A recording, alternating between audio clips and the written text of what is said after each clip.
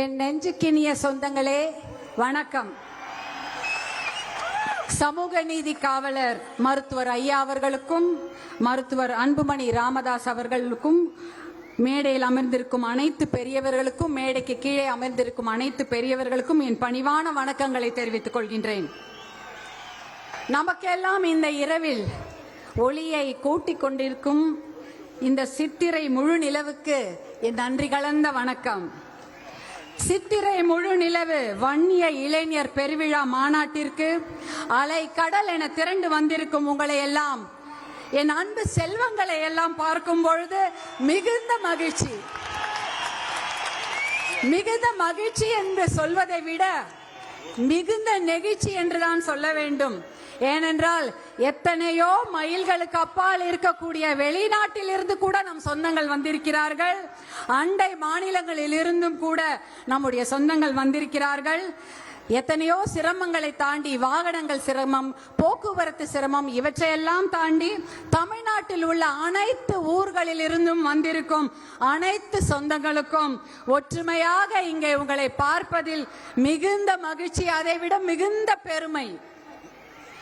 எப்பொழுதுமே நம்முடைய வீட்டு பெருமையை பேசுவதென்றால் எல்லோருக்கும் பிடிக்கும். நாம் பிறந்த வீட்டு பெருமையை பேசுவதென்றால் மிகவும் பிடிக்கும், கொள்ளை மகிழ்ச்சி.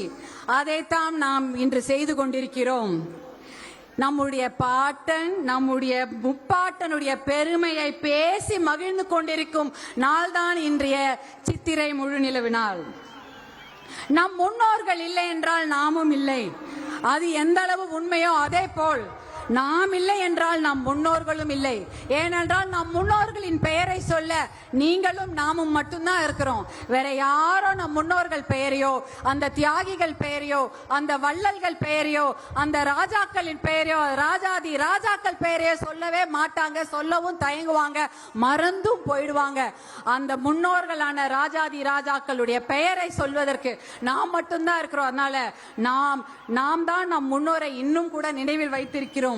இந்த மாநாட்டு திடல், திருவிடந்தை திடல், நித்திய கல்யாண பெருமாள் கூடிக்கொண்டிருக்கும் இந்த திடலில் இந்த மாநாடு சிறப்பாக நடந்து கொண்டிருக்கிறது. அந்த திடலில் எதிரில் இருக்கும் இந்த நிலம் இருக்கிறதே, அது ஆயிரங்காணி ஆளவந்தார் நாயகருடைய நிலம்.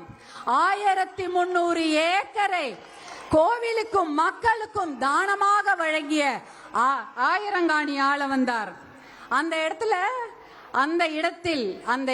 இடத்தில் கடல் நீரை குடிநீராக்கும் திட்டம் ஒன்று நடைபெற்றுக் கொண்டிருக்கிறது நீண்ட காலமாக.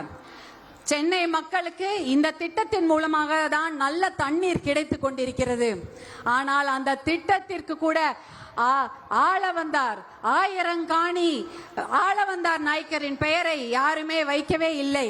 அதை கூட நாம் தான் சொல்ல வேண்டும். நாம் தான் அதை அவர்களுக்கு நினைவுபடுத்த வேண்டும். அதனால்தான் நம் முன்னோர்களின் பெருமையை பேசுவதற்கு உங்களையும் நம்மையும் தவிர வேறு யாரும் இல்லை என்று சொல்கின்றேன். உங்களுக்கு உங்களின் பெருமையை நினைவூட்டவே இந்த மாநாடு. நீங்கள் அனைவரும் நலமாக இருக்க வேண்டும். இங்க வந்திருக்கும் குழந்தைங்க, பெரியவங்க, இளைஞர்கள், இளம் பெண்கள், இளம் சிங்கங்கள், உங்களையெல்லாம் பார்க்கும் பொழுது தோன்றது ஒன்றுதான். மது, போதை, கஞ்சா, குடி, இந்த எந்த பழக்கமும் இல்லாம உடல் நலத்துடன் மன நலத்துடன் நீங்கள் ஆரோக்கியமாக இருக்க வேண்டும். அதற்கு நல்ல படிப்பு வேண்டும்.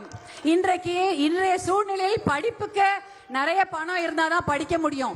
வேலை வாய்ப்பு என்பது மிகவும் கம்மி. நல்ல வேலையும் கிடைப்பதில்லை. அரசு வேலை என்பது இல்லவே இல்லை. ஆசிரியர்களை நியமிப்பதில்லை.